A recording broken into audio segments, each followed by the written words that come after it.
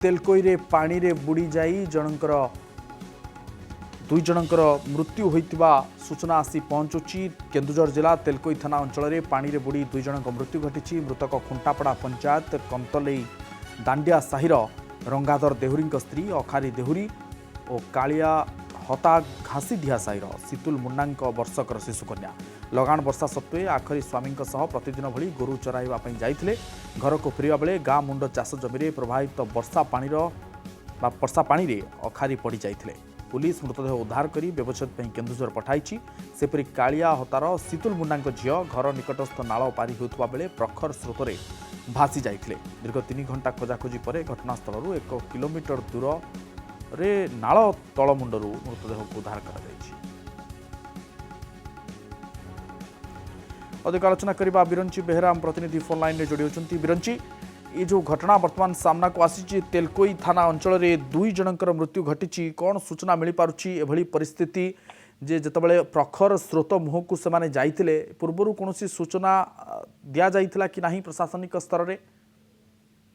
देखंतु हम कोई परिबा गला काली 2 दिन रे लगाण वर्षा लघुचाप जो लगाण वर्षा होइतला तेलुकुर सबु आडे बन्या जल एवं बन्या बेतपात थिला एवं वर्षा जल सबु नदी नाल एमि चाष जमीर प्रखर जल सूत्र थिला एवं धीरे धीरे ता कमी थिला एवं गला काली संध्या जो अखारी स्वामी प्रतिदिन से गुरु चलांती जो से गाँव चाषी मान गुरु नहीं कि दैनंदिन कार्य है स्वामी से गुरु नहीं कि जाती संध्या घर को फेरती तेणु से फेरुले अखारी एवं संध्या बेले अंधार रात्रि अखारी गाँ मुंड चाष जमी जो वर्षा पानी से पड़ जाते एवं स्वामी से घटना जानी पारि नथिले से घर को पड़े से भाभी से स्त्री पछरे आसबे किंतु जिते से विलंबित राति है खोजाखोजी कले अखारी कौन संधान मिलला। आज सकाळू मृतदेह गाँ निकट चाष जमी उद्धार होता एवं पुलिस ताकू उद्धार कर शव व्यवच्छेद केन्दुझर नहीं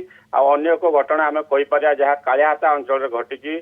आज अपराह्न प्राय 12टा समय से अन्य शिशु मान सहित से शिशुटी नाल पारी होता नाल पारी हेबा समय घर निकट में पारी होता समय से असावधानता वर्षद से नाल प्रखर पानी स्रोत थिला और से पानी रे भासी जाइथिला। तेले अन्य परिवार लोक स्थानीय को खबर पाइले और खोजाखोजी कले।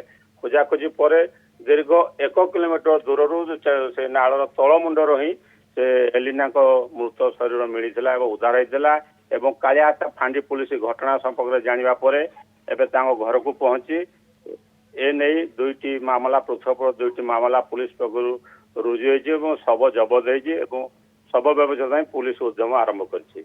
ओके, बहुत बहुत धन्यवाद बिरंची आपणकर सूचना पाई।